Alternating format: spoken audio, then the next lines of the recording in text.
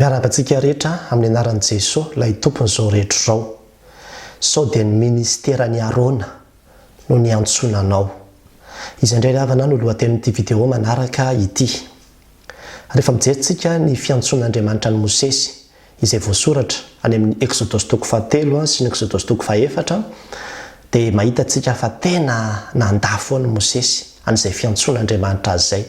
Ary dia imbetsaka izy no niteny tsy inoary eo, tsy hainoary eo, fa iza moa izay izaho no ndeha hanafaka ny zanak'Israely eo an-tanan'ny Farao, satria izany zanak'Israely anirahana azy zany dia olona amany 600,000 personnes, ary olona izay efa babo nandritra ny 400 taona, zany hoe olona maro be efa mipetraka tsara nandritra ny 400 taona tao Egypta, ary ny Egyptiana dia firenena matanjaka be.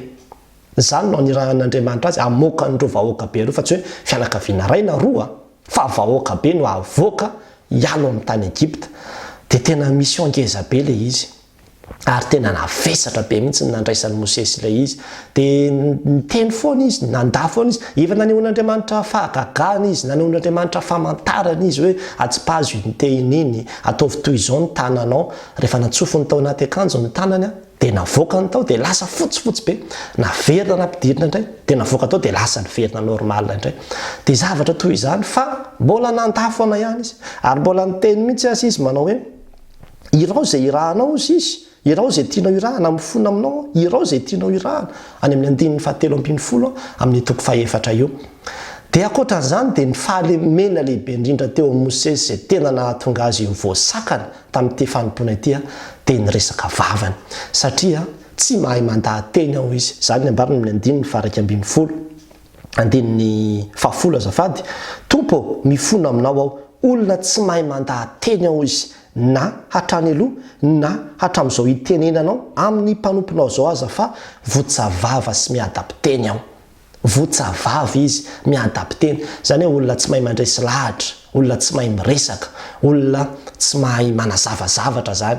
Zay zany le olonan'ny Mosesy, dia lazainy hoe votsavava izy, miadapteny. Any amin'ny toko 9 dia averiny indroa mihitsy ny filazany an'io hoe votsavava sy miadapteny io amin'ny hoe tsy mbola voaforamolotra. Zany no anamparany azy ihany. Dia tena hitantsika hoe mavesatra be tamin'ilay izy. Ny mpandinika soratra masina sasany moa rehefa manazava an'io dia miverina any amin'ny fahazazany mihitsy ny amin'ny hoe satria Mosesy dia olona nanana fikorotanana teo amin'ny fahazazany, satria ny tapany voalohany tamin'ny fahazazany dia nitaizan'ny Hebreo izy izay ny ray aman-dreniny, fa vao lehibe kely fotsiny izy dia tonga dia efa nentina indray takany amin'ny Farao dia nampidirina tao anatin'ny lohan'ireo hoe zanaky ny Farao ianao, reto indray ny fanabeazana izay omenanao.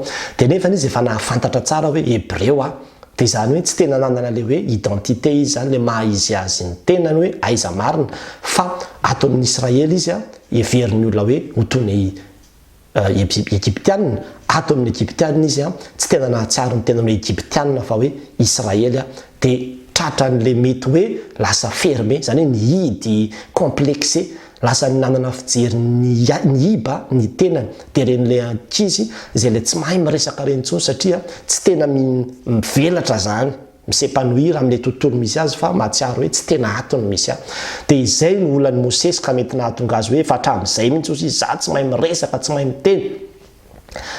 Dia izao ny zavatra nitranga hiditra amin'le resaka hoe Arona amin'izay, satria teo anatrehan'io olana, teo anatrehan'io fahalemena, teo anatrehan'io zavatra tsy hain'ny Mosesy io indrindra no nipotra ny ministeran'ny Arona. Satria eo amin'ny 4:40 dia hoy Andriamanitra manao hoe nirehatra aloha zany ny fahatezeran'i Jehova, ka hoy izy zany hoe namindra fo ihany Andriamanitra na dia teo aza ny fahatezerany. Dia hoy izy manao hoe tsy ao ihany va i Arona Levita rahalanao, fantatro fa mahay mandà teny izy. Zany hoe Mosesy amin'io aria lavitra be arina tson'Andriamanitra. Dia izy manao hoe ao misy ny Arona ao izay rahalanao, taranaky Levy izy. Dia izao fantatro fa mahay mandà teny izy. Zany hoe le zavatra tsy ananan'ny Mosesy zany ananan'ny Levy, ananan'ny Arona azafady.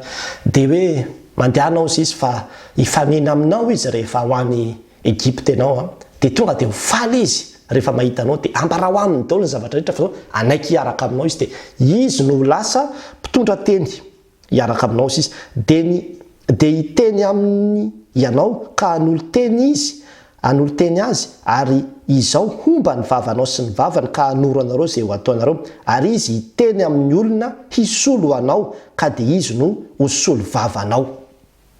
Zany hoe Mosesy zany tsy hoe ho remplacer ny Arona na hoe ho alanin'Andriamanitra dia i Arona zany nanao ny asany fa ny asan'ny Mosesy dia ny asany ihany. Izy ihany no hitarika ny zanak'Israely amin'ny fanafahana ny azy ireo ao Egypte fa i Arona kosa zany no hanampy azy. Zany hoe ho porte parole ohatran'ireny hoe asan'ny mpisolo vava reny zany hiteny amin'ny alalan'ny Mosesy.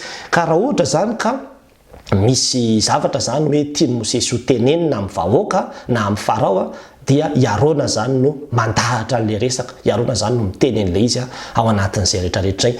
Ngeza be moa zany asa nomen'Andriamanitra ny Arona izany ary avy eo aza mbola nampitomboin'Andriamanitra mihitsy rehefa tonga tany amin'ny tany efitra satria natokan'Andriamanitra i Arona sy ny taranany ho lasa mpisorona.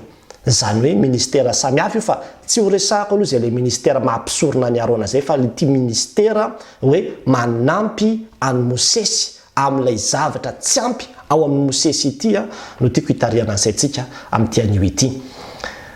Mbola be deaibe hatramin'izao andro ankehitriny izao ny mpanompon'Andriamanitra zay nirahan'Andriamanitra ary dia manana zavatra tsy ampy ahafahany tena manatanteraka le asa fanompony izy. Mety ho fahaiza-manao io, mety ho zavatra hoe zavatra kely fa tena ilaina ry havana ahafahana manatotosa ilay asa fanompona zay nataony sy ny antson'Andriamanitra azy.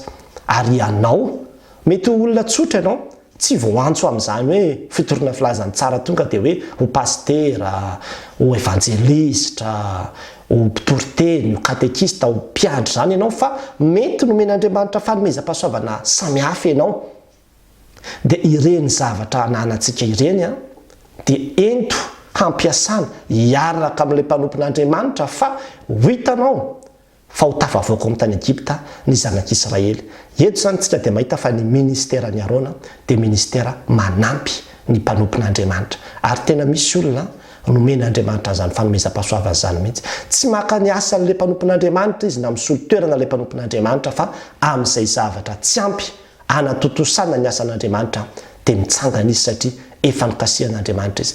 Ary io tena fampahirezana be ho an'ny mpanompon'Andriamanitra rehetra mihitsy hoe ninona asa iantson'Andriamanitra anao mandehana foana fa anoany efa misy Arona no kasihan'Andriamanitra, efa misy Mariona hitsenanao amin'ny fifaliana hanoana anao, hanampy anao amin'ny asa izay tanterahanao, hahavitanao ny mission izay hampanaovin'Andriamanitra anao. Ary io ry havana dia raha ny tenanay manokana zao efa tena niaina izany mihitsy. Maro be ny Arona izay kasihan'Andriamanitra mialoha mitsenanao amin'ny fifaliana mihitsy, vonona hifanolotanana hanampy amin'ny fanatanterahana ny asan'Andriamanitra.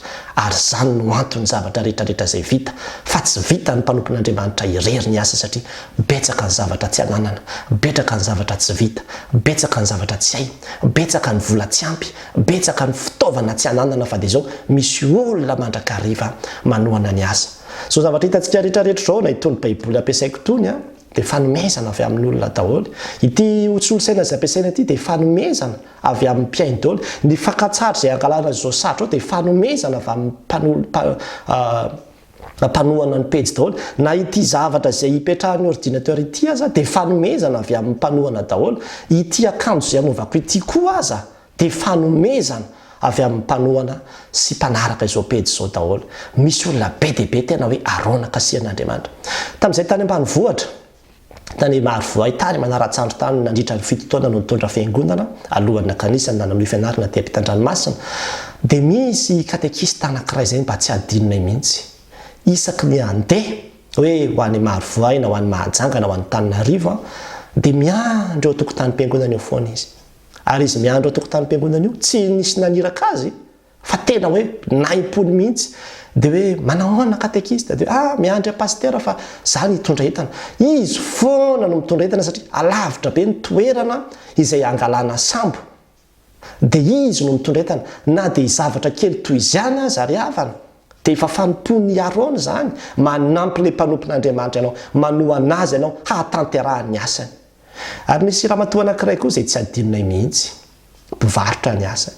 Isaky ny mandalo kely eo dia tsy maintsy misy zavatra kely atolotra foana ao anaty arony ao. Asa mety sakafo vidiny ho an'ny atoandro izy io, fa rehefa mahita anay mandalo izy dia paster, andeha tsena nga paster, ity misy loka kely, ity misy voankazo kely. Ary toy ny hoe mandainga ara miteny amintsika fa ao anatin'ny herinandro dia tsy maintsy manao an'izany izy indray mandeha farafakeliny ho anay.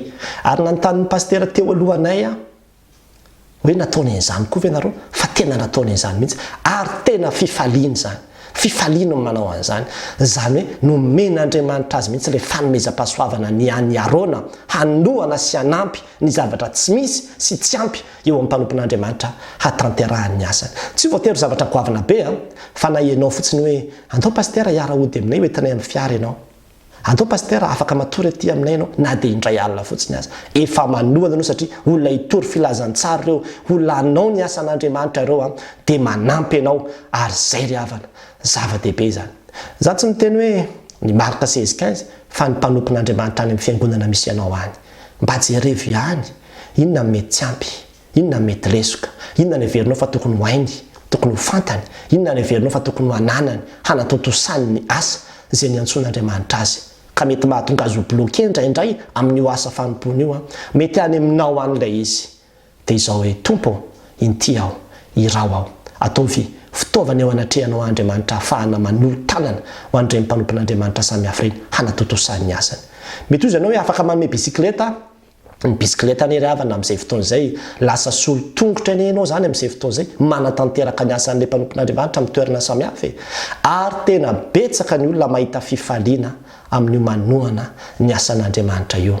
Dia nahoana moa tsy ianao izany olona izany izay antsoin'Andriamanitra ho Arona hiara-iasa amin'ny mpanompon'Andriamanitra maro hanatotosany ny asany, mandehana totosao ny adidy sy ny anjaranao fa misy zavatra be dehibe napetraka Andriamanitra eny ampelantananao any. Mety ho fanomezam-pahasoavana io, mety ho zavatra samihafa io dia ireny indrindra mihitsy no ilaina hanatotosana ny asan'Andriamanitra. Raha manana fiara ianao, raha manana sonao ianao, raha manana fanomezam-pahasoavana ianao, raha manana vola koa ianao, izany rehetrarehetra izany dia azonao amena daholo hiarahana miasa amin'ny fanatotosana ny asan'Andriamanitra. Aza miandry takiana fa tena tonga avy mitsena amin'ny Mosesy dia anontany hoe inona ny azoko hanampiana anao.